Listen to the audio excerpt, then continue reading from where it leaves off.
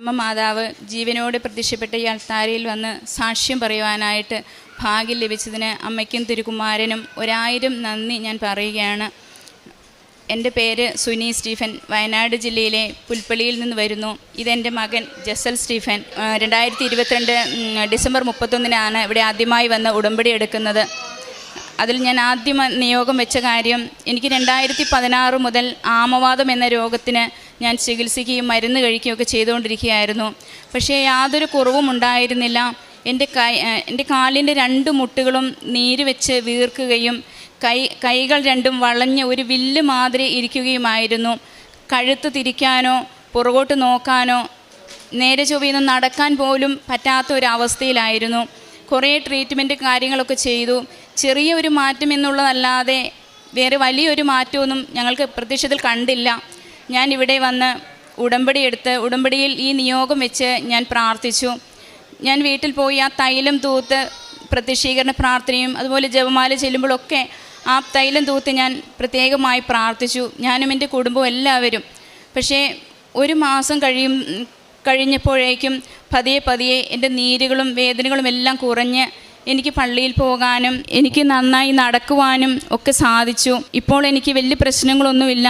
എനിക്ക് എൻ്റെ കൈയൊക്കെ വളഞ്ഞു പോയ കൈകളിപ്പോൾ എനിക്ക് നന്നായി ഉയർത്താനായിട്ടും എനിക്ക് കഴുത്ത് നന്നായി തിരിക്കാനായിട്ടും ഒക്കെ സാധിക്കുന്നുണ്ട്.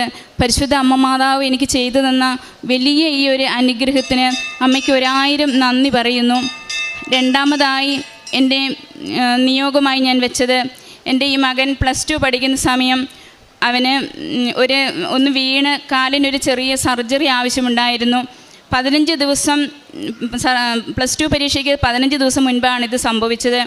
അപ്പോൾ ഞങ്ങൾ ഹോസ്പിറ്റലിൽ ചെന്നപ്പോൾ ഡോക്ടർ പറഞ്ഞു അവന് ലിഗമെൻസിന് കുറേ പൊട്ടുണ്ട്, അത് എത്രയും പെട്ടെന്ന് സർജറി ചെയ്യണം. പക്ഷേ അവന് പരീക്ഷ എഴുതാൻ ആ സർജറി ചെയ്താൽ പറ്റുകയില്ല. അപ്പോൾ ഞങ്ങൾ മാതാവിനോട് മുട്ടിപ്പായി പ്രാർത്ഥിച്ചു, മാതാവേ ഈ പരീക്ഷ കഴിയുന്നത് വരെ അവന് വേദനകളൊന്നും കൊടുക്കരുതേ. ഞങ്ങൾ ആ തൈലം തൂത്ത് അതുപോലെ കാശുരൂപം മുട്ടിന്മേൽ വെച്ച് ഞങ്ങൾ പ്രാർത്ഥിക്കുമായിരുന്നു. അതുപോലെ ആ സമയത്ത് അവന് പരീക്ഷയ്ക്ക് പഠിക്കാനും വേദന കൊണ്ട് അവന് ഒത്തിരി പഠിക്കാനൊന്നും അവന് സാധിച്ചിരുന്നില്ല. അപ്പം ഞങ്ങൾ ആ നിയോഗത്തിൽ വെച്ചിരുന്നു, ഇവനൊരു 88% മാർക്കെങ്കിലും തന്നു മാതാവേ ഇവനെ നീ അനുഗ്രഹിക്കണമേ എന്ന് ഞങ്ങൾ നിയോഗം വെച്ച് പ്രാർത്ഥിച്ചു. അതുപോലെ അതൊരു പേപ്പറിൽ നിയോഗമായി എഴുതി മാതാവിൻ്റെ രൂപത്തിൻ്റെ അടിയിൽ ഞങ്ങൾ മടക്കി വെച്ച് ഞങ്ങൾ പ്രാർത്ഥിച്ചു. ഇവന് റിസൾട്ട് വന്നപ്പോൾ ഇവന് മാതാവ് 88% മാർക്ക് നൽകി മാതാവ് ഈ കുഞ്ഞിനെ അനുഗ്രഹിച്ചു. അതുപോലെ തന്നെ ഇവൻ്റെ സർജറിക്ക് ഞങ്ങൾ ഡോക്ടറെ കണ്ടപ്പോൾ ഡോക്ടർ പറഞ്ഞത് ഇവനൊരു 1.5 ലക്ഷം രൂപയിൽ കൂടുതൽ ആകും ഇവന് ഈ സർജറി ചെയ്യണമെങ്കിൽ എന്നാണ്. ആ സമയത്ത് ഞങ്ങൾ ഒത്തിരി ബുദ്ധിമുട്ടിൽ നിൽക്കുന്ന ഒരു സമയമായിരുന്നു. ഞങ്ങൾ മെഡിക്കൽ കോളേജിൽ ഡോക്ടറെ കാണാൻ ചെന്നു. അപ്പോൾ ഡോക്ടർ പറയുന്നു ഒരു 6 മാസം കഴിഞ്ഞതിന് ശേഷം മാത്രമാണ് ഇവന് ഡേറ്റ് കിട്ടുകയുള്ളൂ, അതുവരെ ഉള്ള എല്ലാവർക്കും ഡേറ്റ് കൊടുത്തു പോയി എന്ന് പറഞ്ഞു. ഞങ്ങൾക്ക് കുറച്ച് ടാബ്ലറ്റൊക്കെ തന്ന് 15 ദിവസം കഴിയുമ്പോൾ നിങ്ങൾ വരാൻ പറഞ്ഞ് വിട്ടു. ഞങ്ങൾ 15 ദിവസം കഴിഞ്ഞിട്ട് ഞങ്ങൾ ചെന്നു. മാതാവിനോട് പ്രത്യേകമായി പ്രാർത്ഥിച്ചു, മാതാവേ ഇവന് എത്രയും പെട്ടെന്ന് ഡേറ്റ് കിട്ടാനായിട്ട് മാതാവ് ഈശോയോട് ഒന്ന് പറയണമേ. ഞങ്ങളങ്ങനെ ആത്മാർത്ഥമായി ഞങ്ങൾ എല്ലാവരും പ്രാർത്ഥിച്ചു. അതിൻ്റെ ഫലമായി ഞങ്ങൾ 15-ാം തീയതി 15 ദിവസം കഴിഞ്ഞപ്പോൾ ഞങ്ങൾ ചെന്നപ്പോൾ ഡോക്ടർ പറയുകയാണ് ഒരു മെഡിക്കൽ ക്യാമ്പുണ്ട്, ഒരു സർജറി ചെയ്യുന്ന ഒരു ഓർത്തോയുടെ ക്യാമ്പുണ്ട്, അതിലേക്ക് ഈ കുഞ്ഞിനെ ഞാൻ സെലക്ട് ചെയ്തിട്ടുണ്ട്. ഒരാഴ്ചയ്ക്കുള്ളിൽ ഈ കുഞ്ഞിൻ്റെ സർജറി അവിടെ വെറും 20,000 രൂപയ്ക്ക് അവർ ചെയ്തു തരാമെന്ന് ഡോക്ടർ ഞങ്ങളോട് പറയുകയാണ്. 1.5 ലക്ഷത്തിൽ കൂടുതൽ രൂപ വേണം ഈ സർജറിക്ക് എന്ന് പറഞ്ഞ ആ ഒരവസ്ഥയിൽ നിന്നും വെറും 20,000 രൂപയിലേക്ക് ഞങ്ങൾക്ക് ആ സർജറിയാക്കി ഒരു കുഴപ്പവുമില്ലാതെ കുഞ്ഞിൻ്റെ സർജറി സക്സസ് ആക്കി തന്നതിന് പരിശുദ്ധ അമ്മയുടെ ഒറ്റ അനുഗ്രഹവും കരുണയുമാണ് എന്ന് ഞങ്ങൾ പൂർണ്ണമായി വിശ്വസിക്കുന്നു. അതുപോലെ തന്നെ ഈ കുഞ്ഞ് +2 കഴിഞ്ഞതിന് ശേഷം ഇനി ഇവൻ പുറത്തു പോയി പഠിക്കണമെന്നൊരാഗ്രഹമായിരുന്നു ഇവനുണ്ടായിരുന്നത്. അതിനുവേണ്ടി ഇവനെ IELTS ഞങ്ങൾ വിട്ടു. IELTS കഴിഞ്ഞ് ആദ്യത്തെ എക്സാമിന് ഡേറ്റ് എടുത്തു. ഞങ്ങൾ പ്രാർത്ഥിച്ചൊക്കെയാണ് വിട്ടത്. പക്ഷേ അവിടെ ചെന്ന് എക്സാം കഴിഞ്ഞപ്പോൾ ഇവൻ എന്നോട് പറഞ്ഞു, അമ്മേ നല്ലതായിട്ട് ഞാൻ എഴുതിയിട്ടുണ്ട്, എനിക്കൊരു കുഴപ്പമില്ല, നല്ല എളുപ്പമാണ് എന്നൊക്കെ പറഞ്ഞു. പക്ഷേ റിസൾട്ട് വന്നപ്പോൾ ഇവനെല്ലാം ഓവറോൾ 6 മാത്രമേ ഉണ്ടായിരുന്നുള്ളൂ. അവന് പിന്നെ ഭയങ്കര വിഷമമായി. ഞാൻ പറഞ്ഞു, സാരമില്ല മോനെ, നമുക്ക് മാതാവിനെ വിളിച്ച് മാധ്യസ്ഥം വെച്ച് ഉടമ്പടിയിൽ നമുക്ക് വെച്ച് പ്രാർത്ഥിക്കാം എന്ന് ഞങ്ങൾ പറഞ്ഞു. ഞാൻ പിന്നെ ഉടമ്പടി പുതുക്കാൻ വന്നപ്പോൾ അതിൽ പ്രത്യേക നിയോഗമായിട്ട് ഇവൻ്റെ ഈ IELTSൻ്റെ ഒരു 6.5 കിട്ടണമെന്ന്, സ്കോർ കിട്ടണമെന്നുള്ള ഒരു ആഗ്രഹവും കൂടി ഞാൻ എഴുതി വെച്ചിരുന്നു. അടുത്ത ഡേറ്റ് എടുത്തു, അവന് എക്സാമായി. എക്സാം കഴിഞ്ഞ് കുഞ്ഞ് പുറത്തിറങ്ങി, ഭയങ്കര കരച്ചിൽ. കഴിഞ്ഞ പ്രാവശ്യം നല്ല എളുപ്പമായിരുന്നു, അതിൻ്റെ പകുതി പോലും എനിക്ക് പറയാനും എഴുതാനും ഒന്നും സാധിച്ചില്ല. അമ്മേ, ഞാൻ ഇപ്രാവശ്യവും എനിക്ക് കിട്ടില്ല. ഞാൻ പറഞ്ഞു, സാരമില്ല, കൊച്ചു മാതാവിൻ്റെ തൈലമൊക്കെ പുരട്ടിയല്ലേ പോയത്, മാതാവിൻ്റെ കാശുരവും ഞാൻ കൊടുത്തായിരുന്നു വിട്ടിരുന്നത്, അമ്മ മാതാവ് ഇനി നോക്കിക്കോളും, കൊച്ചു ധൈര്യമായിട്ട് പോരെ. ഓരോ ദിവസവും ഇവൻ വളരെ വിഷമിച്ച് റിസൾട്ട് ഇത്ര ദിവസം കഴിയുമ്പോൾ വരുമല്ലോ എന്ന് അവൻ വിഷമിച്ച് മുന്നോട്ട് പോവുകയായിരുന്നു. റിസൾട്ട് വരുന്ന ദിവസം മെസ്സേജ് വന്നു. ഞാനും കൊച്ചും വെളുപ്പിന് എഴുന്നേറ്റ് മുട്ടുകുത്തി പ്രത്യക്ഷീകരണ പ്രാർത്ഥന ചൊല്ലി ഫോണിൽ മെയിലിന് മുകളിൽ ഞങ്ങൾ ഉടമ്പടി തൈലം തൂത്ത് ഞങ്ങൾ പ്രാർത്ഥിച്ചു. അതിനുശേഷം പ്രാർത്ഥനയ്ക്ക് ശേഷം ഞങ്ങൾ മെയിൽ ഓപ്പൺ ആക്കിയപ്പോൾ ഇവൻ 6.5 നൽകി മാതാവ് ഈ കുഞ്ഞിനെ അനുഗ്രഹിച്ചു. അത് പിന്നീട് ഞങ്ങൾ ഇവൻ്റെ മുൻപോട്ടുള്ള പഠനങ്ങൾക്കായി എവിടെ വിടണം, അപ്പോൾ ഇവൻ ആഗ്രഹം കാനഡയ്ക്ക് പോകണമെന്നായിരുന്നു. അതിനുവേണ്ടി ഞങ്ങൾ പേപ്പർ വർക്കുകൾ കാര്യങ്ങളൊക്കെ നടന്നു. പക്ഷേ ഒന്നും ശരിയാകുന്നില്ല, മുന്നോട്ട് പോയിട്ടും ഒരു കാര്യങ്ങളും ഇവൻ്റെ ശരിയാകുന്നില്ല, ലോൺ ശരിയാകുന്നില്ല. അപ്പം ഞാൻ മാതാവിനോട് പറഞ്ഞു, മാതാവേ, ഇത് ഉടമ്പടിയിൽ വെച്ചതാണല്ലോ, എന്തുകൊണ്ടാണ് ഇതൊന്നും ശരിയാകാതെ പോകുന്നത്? അപ്പം ഞാൻ ആ സമയത്ത് മെയിൽ വന്ന് ഞാൻ ഒന്നുകൂടി ഉടമ്പടി പുതുക്കിപ്പോയി. ഞാൻ മാതാവിനോട് പറഞ്ഞു, അമ്മേ മാതാവേ, എൻ്റെ ഈ നിയോഗങ്ങൾ ഞങ്ങൾ ആഗ്രഹിക്കുന്ന സ്ഥലമാണ് കാനഡ എന്ന് പറയുന്നത്. അമ്മ മാതാവ് എവിടെയാണ് ആഗ്രഹിക്കുന്നത് ഞങ്ങൾക്കറിയില്ല. അമ്മയുടെ ആഗ്രഹം എന്താണോ അത് ഇവൻ്റെ ജീവിതത്തിൽ സംഭവിക്കണമേ എന്ന് ഞങ്ങൾ ആത്മാർത്ഥമായി പ്രാർത്ഥിച്ചു. അതിൻ്റെ ഫലമായി ഒരു 2 ആഴ്ചയ്ക്ക് ശേഷം UK ഫ്രീ ആയിട്ട് സ്കോളർഷിപ്പോട് കൂടി നേഴ്സിംഗ് പഠിപ്പിക്കുന്നുണ്ട്. പക്ഷേ 3-4 ഇൻ്റർവ്യൂകളുണ്ട്. അതിൽ പാസ്സായാൽ മാത്രമാണ് ഇവനവിടെ ലഭിക്കൂ എന്നുള്ളൊരു ഞങ്ങൾക്കൊരാൾ ഞങ്ങളോട് പറഞ്ഞു. ഞങ്ങൾ മാതാവിൻ്റെ കൂട്ടുപിടിച്ച് ആ ഇൻ്റർവ്യൂവിൽ 4-5 ഇൻ്റർവ്യൂകളുണ്ടായിരുന്നു. അതിൽ ഈ കുഞ്ഞ് പങ്കെടുത്തു. അവനത് എല്ലാ ഇൻ്റർവ്യൂകളും അവൻ പാസ്സായി. അവൻ ഈ 15-ാം തീയതി UK പോവുകയാണ്. പരിശുദ്ധ അമ്മ ചെയ്ത ഈ വലിയ അനുഗ്രഹത്തിന് ഒരു കോടി നന്ദി ഞങ്ങൾ പറയുകയാണ്. അതുപോലെ തന്നെ എൻ്റെ മൂത്ത മകൻ നേഴ്സിംഗ് പഠിച്ചുകൊണ്ടിരിക്കുകയാണ്. അവന് പോസ്റ്റിങ്ങിന് പോകുന്ന സമയത്ത് ബ്ലഡ് കാണുമ്പോൾ അവൻ തല കറങ്ങുന്ന ഒരു ബുദ്ധിമുട്ട് അവൻ്റെ ജീവിതത്തിൽ എപ്പോഴും വരും. അവൻ പോകും, തല കറങ്ങി വീഴും, അപ്പോൾ അവൻ തിരിച്ചു പോരും. ഇതായിരുന്നു അവസ്ഥ. അവൻ എന്നും പറയും, ഞാൻ ഈ നേഴ്സിംഗ് ഉപേക്ഷിക്കുകയാണ്, എനിക്കിനി ഞാൻ പഠിക്കാൻ പോവില്ല, എനിക്കെക്കൊണ്ട് സാധിക്കില്ല എന്ന്. ഞാൻ പറഞ്ഞു, ഇല്ല, മാതാവിന് മുമ്പിൽ നമ്മൾ മുട്ടിപ്പായി പ്രാർത്ഥിച്ചാൽ മാതാവ് കേൾക്കാത്തത്, മാതാവിന് അസാധ്യമായിട്ട് ഒന്നുമില്ല. കൊച്ച് എന്ന് പോസ്റ്റിങ്ങിന് പോകുന്നു അന്ന് കൊച്ച് നെറ്റിയിൽ തൈലം തൂത്ത് മാതാവിൻ്റെ കാശുരവുമുണ്ട്, അത് കയ്യിൽ പിടിച്ച് കൊച്ച് പോകാൻ പറഞ്ഞു. അതോടുകൂടി പിന്നെ ഇപ്പം അവൻ അങ്ങനത്തെ ഒരു ബുദ്ധിമുട്ട് അവൻ്റെ ജീവിതത്തിൽ മാതാവ് ആ ബുദ്ധിമുട്ട് അവൻ എടുത്തു മാറ്റി. അതിന് അമ്മയ്ക്ക് 1000 നന്ദിയും പറയുന്നു. അടുത്തതായി ഞങ്ങളുടെ കുടുംബത്തിൽ കുടുംബ പ്രാർത്ഥന വളരെ കുറവായിരുന്നു. അതിനോടനുബന്ധിച്ച് സമാധാനവും കുറഞ്ഞു വന്നു. അതും ഞാൻ ഈ ഉടമ്പടിയിൽ വെച്ച് നിയോഗമായി പ്രാർത്ഥിച്ചിരുന്നു. ഇപ്പോൾ കൃത്യസമയത്ത് എല്ലാവരും ഒരുമിച്ച് കൂടി കുടുംബ പ്രാർത്ഥന ചെല്ലാനും എല്ലാവരും മാറി മാറി ബൈബിൾ വായിച്ച് കർത്താവിൻ്റെ സംരക്ഷണം ചൊല്ലിയിട്ട് മാത്രമാണ് ഇപ്പോൾ കിടക്കുന്നത്. പിന്നെ എല്ലാവരോടും ക്ഷമിക്കാനുള്ളൊരു കൃപ ഞങ്ങൾക്ക് എല്ലാവർക്കും മാതാവ് പ്രത്യേകമായി അങ്ങ് നൽകി. അതുപോലെ തന്നെ എൻ്റെ 74 വയസ്സുള്ളൊരു എൻ്റെ അമ്മച്ചി ഒരു ദിവസം വീട്ടിൽ വന്നപ്പോൾ പെട്ടെന്ന് ചങ്കിൽ വേദന വരികയും ഛർദ്ദിക്കുകയൊക്കെ ചെയ്തു.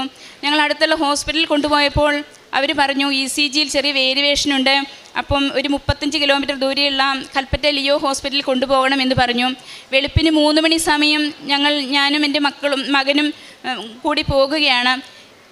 കാറിൽ കുറേ അങ്ങ് പോയപ്പോൾ ഒരു വളവ് തിരിഞ്ഞ് ഒരു ഓമിനി ബസ് ഒരു ഓമിനി വാൻ നേരെ കയറി വന്നു. ഇടിക്കാൻ വന്ന ആ ഒരു സമയം പെട്ടെന്ന് അവൻ വെട്ടിച്ച് മാറ്റി റിവൈഡറിൽ ഇടിച്ചു. പക്ഷേ ഞങ്ങൾക്ക് ആർക്കും ഒരു ബുദ്ധിമുട്ടുമില്ലാതെ മാതാവ് ഞങ്ങളെ സംരക്ഷിച്ചു. ഞങ്ങൾ പോകുന്ന എവിടെ ഞങ്ങൾ വണ്ടിയിൽ യാത്ര ചെയ്താലും ആദ്യം ഞങ്ങൾ മാതാവിൻ്റെ പ്രത്യക്ഷീകരണ പ്രാർത്ഥന ചൊല്ലിയിട്ട് മാത്രമേ ഞങ്ങൾ ഇറങ്ങുകയുള്ളൂ. അതുപോലെ ആ സഞ്ചരിക്കുന്ന വാഹനത്തിലാണെങ്കിലും അതിൻ്റെ സ്റ്റിയറിങ്ങിൽ മാതാവിൻ്റെ തൈലം പൂശി പ്രാർത്ഥിച്ചിട്ടാണ് ഞങ്ങൾ എവിടെയും പോകുന്നത്. മാതാവിൻ്റെ അത്ഭുതകരമായ സംരക്ഷണമാണ് ഞങ്ങൾക്ക് ഓരോ അവസരത്തിലും ഞങ്ങൾ ലഭിച്ചുകൊണ്ടിരിക്കുന്നത്. അതുപോലെ തന്നെ ഞാനും ഈ മകനും കൂടി ഒരു ഹോസ്പിറ്റൽ ആവശ്യങ്ങൾക്ക് വേണ്ടി പോയിട്ട് സ്കൂട്ടിയിൽ തിരിച്ചു വരികയായിരുന്നു. തിരിച്ചു വന്ന വഴി സ്കൂട്ടി റോട്ടിൽ നിന്ന് കട്ടറിലേക്ക് വീഴുകയും ശക്തമായി പോയി തെറിച്ച് വീഴുകയും ഹെൽമെറ്റൊക്കെ തെറിച്ചു പോയി ഞങ്ങളുടെ 2 പേരുടെയും. പക്ഷേ തൊട്ടടുത്ത് വലിയൊരു മരം നിൽപ്പുണ്ട്. യാതൊരു കുഴപ്പവും കൂടാതെ, ഞങ്ങൾക്കൊരു പോറൽ പോലുമില്ലാതെ മാതാവ് ഞങ്ങളെ സംരക്ഷിച്ചു. അതിനും അമ്മയ്ക്കും തിരുക്കുമാരനും 1000 നന്ദി പറയുന്നു. അതുകൂടാതെ എൻ്റെ പ്രായം ചെന്ന അമ്മച്ചി ഒരു ദിവസം വെളുപ്പിന് 3 മണിക്ക് ബാത്റൂമിൽ പോകാൻ വേണ്ടി എഴുന്നേറ്റതാണ്. ആരും അറിഞ്ഞില്ല, എല്ലാവരും ആ സമയത്ത് ഉറക്കമായിരുന്നു. പുറത്താണ് ബാത്റൂമിൽ പോയി തിരിച്ചു വരുന്ന സമയത്ത് മുറ്റത്ത് കുറേ കല്ലുകൾ ഇങ്ങനെ പഴയ വീടിൻ്റെ കൂട്ടിയിട്ടിരിക്കുകയാണ്. ആ കല്ലേലോട്ട് തല അടിച്ച് വീണു. ആരും കണ്ടില്ല, ബോധം കെട്ടുപോയി. അരമണിക്കൂർ അവിടെ കിടന്നു, ആരും അറിഞ്ഞില്ല. അതിനുശേഷം മഴ പെയ്തു തണുത്തപ്പോൾ അകത്തേക്ക് പയ്യെ ഏറ്റു വന്നു, വീണ്ടും അവിടെ വീണു. എന്തോ ഒരു സൗണ്ട് കേട്ടപ്പോൾ ചേച്ചി എഴുന്നേറ്റ് അമ്മയെന്ന് വിളിച്ച് അടുത്ത് ചെന്നപ്പോൾ അമ്മ വീണ് കിടക്കുകയാണ്. പെട്ടെന്ന് എടുത്തു നോക്കുമ്പോൾ തലയിൽ വലിയൊരു ബോൾ പോലെ ഒരു സൈഡ് മുഴച്ചിട്ടുണ്ട്. കുറച്ച് ബ്ലഡ്, ചെറിയൊരു ബ്ലഡ് മാത്രമേ അവിടെയുള്ളൂ. ഞാനിപ്പോഴും വിശ്വസിക്കുന്നുണ്ട് എൻ്റെ അമ്മച്ചി വീണത് മാതാവിൻ്റെ മടിയിലേക്കാണ്. അല്ലെങ്കിൽ ഡോക്ടറിന് പോലും വിശ്വസിക്കാൻ കഴിയുന്നില്ല. ഒരു ബോൾ മുഴച്ച് കിടക്കുന്ന എങ്ങനെയാണോ അതുപോലെയാണ് അമ്മച്ചിയുടെ തല മുഴച്ച് കിടക്കുന്നത്. ഒരു ചെറിയ രീതിയിലൊരു ബ്ലഡ് മാത്രമാണ് അവിടെ ഒരു പോറൽ വന്ന് സംഭവിച്ചിട്ടുള്ളൂ. വേറെ ഒരു കുഴപ്പങ്ങളും സംഭവിക്കാതെ പരിശുദ്ധ അമ്മയുടെ ഉള്ളം കയ്യിൽ അമ്മയെ താങ്ങി നിർത്തിയതിനെ ഓർത്ത് പരിശുദ്ധ അമ്മയ്ക്ക് 1000 നന്ദി പറയുന്നു. അതുപോലെ എനിക്ക് എന്തെങ്കിലുമൊക്കെ എൻ്റെ പ്രാർത്ഥനകൾ നടക്കാതെ വരുമ്പോൾ ഞാൻ ആദ്യം ഓരോ നിയോഗങ്ങൾ വെക്കുമ്പോഴും നടക്കാറില്ല. അപ്പോൾ ഞാൻ എന്ത് ചെയ്തു, എനിക്ക് വേണ്ടി ഞാനൊന്നും പ്രാർത്ഥിക്കാതെ മറ്റുള്ളവർ എന്നോട് പ്രാർത്ഥനാ നിയോഗം പറഞ്ഞ് പത്രങ്ങളൊക്കെ കൊണ്ടു ചെല്ലുമ്പോൾ ഓരോരുത്തർ പറയും, മോളെ ഇന്ന കാര്യങ്ങൾക്ക് വേണ്ടി പ്രാർത്ഥിക്കണേ. ആ നിയോഗങ്ങൾ വെച്ച് ഞാൻ പ്രാർത്ഥിക്കാൻ തുടങ്ങി. പതിയെ എൻ്റെ എല്ലാ കാര്യങ്ങളും മാതാവ് ഏറ്റെടുത്ത് നടത്തി തരാൻ തുടങ്ങി. അമ്മ മാതാവ് എൻ്റെ ജീവിതത്തിൽ ചെയ്തുന്ന എല്ലാ അനുഗ്രഹങ്ങൾക്കും 1000 നന്ദി പറയുന്നു. അതുപോലെ ഞങ്ങൾ രോഗികളെ കാണാനായിട്ട് ഹോസ്പിറ്റലുകളിലൊക്കെ കാണാൻ പോകാറുണ്ട്. അവർക്ക് ഭക്ഷണങ്ങൾക്ക് പൈസ കൊടുക്കാറുണ്ട്. പത്രങ്ങളെല്ലാം വീടുകളിൽ കയറി ഇറങ്ങി നിങ്ങൾ അമ്മയുടെ അടുത്ത് പോകണം, അമ്മ ആരാണെന്ന് അറിയണം, അമ്മയോട് പ്രാർത്ഥിക്കണം, ജപമാല ചെല്ലണം എന്നൊക്കെ പറഞ്ഞ് കാശുരൂപവും അതുപോലെ രോഗികളായിട്ടുള്ളവരെ തൈലം തേച്ച് പ്രാർത്ഥിക്കാറുണ്ട്. അതുപോലെ വസ്ത്രങ്ങൾ വാങ്ങിച്ചു കൊടുക്കാറുണ്ട്. എല്ലാ ദിവസവും ഞങ്ങൾ ബൈബിൾ അരമണിക്കൂർ ബൈബിൾ വായിക്കും. അതുപോലെ പരോപകാര പ്രവർത്തികൾ ഞങ്ങളെക്കൊണ്ട് ചെയ്യാൻ പറ്റുന്നതിൽ മാക്സിമം ഞങ്ങൾ ചെയ്യാറുണ്ട്. ഇത്രയും വലിയൊരു അനുഗ്രഹം ചെയ്ത അമ്മയ്ക്കും തിരുക്കുമാരനും കോടാനുകോടി നന്ദി ഞങ്ങൾ പറയുന്നു. തങ്ങളുടെ കുടുംബത്തിന് ലഭിച്ച നിരവധിയായ അനുഗ്രഹങ്ങളെ നമ്മുടെ മുമ്പിൽ പങ്കുവയ്ക്കുകയാണ്.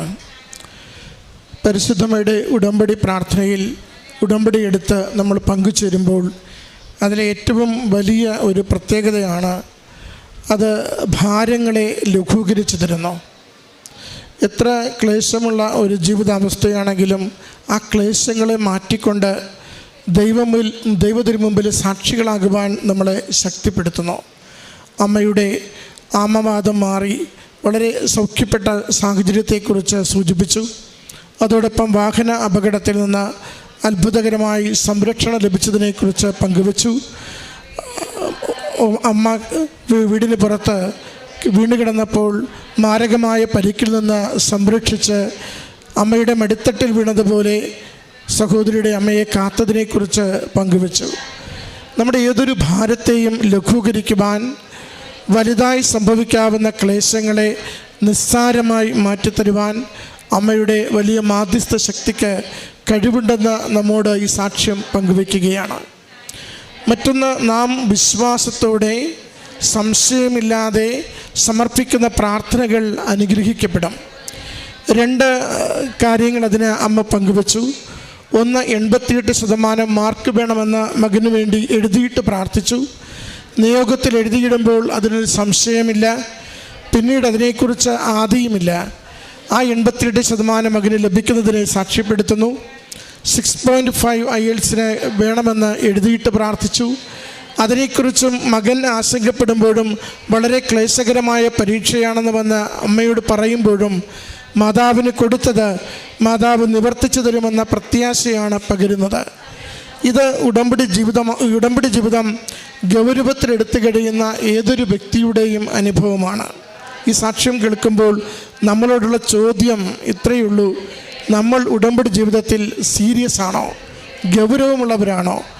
അതിൻ്റെ നിബന്ധനകൾ പാലിക്കുന്നതിന്, അമ്മയിൽ പൂർണ്ണമായി ഒരു കുഞ്ഞിനെ പോലെ ശരണപ്പെടുന്നതിന്, വിശ്വസിച്ച് പ്രാർത്ഥിക്കുന്നവ ലഭിക്കുമെന്ന ഉറപ്പോടുകൂടി പ്രാർത്ഥിക്കുന്നതിന് നമുക്ക് ഗൗരവമുണ്ടോ?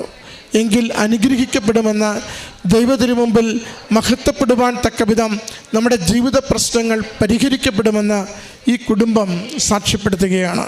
ഇവർക്ക് ലഭിച്ച എല്ലാ അനുഗ്രഹങ്ങൾക്കും ദൈവപിതാവിനും തിരുക്കുമാരനും അമ്മ മാതാവിനും നന്ദി അർപ്പിച്ചുകൊണ്ട് കരഘോഷത്തോടുകൂടി ഈ സാക്ഷ്യം നമുക്ക് സമർപ്പിക്കാം.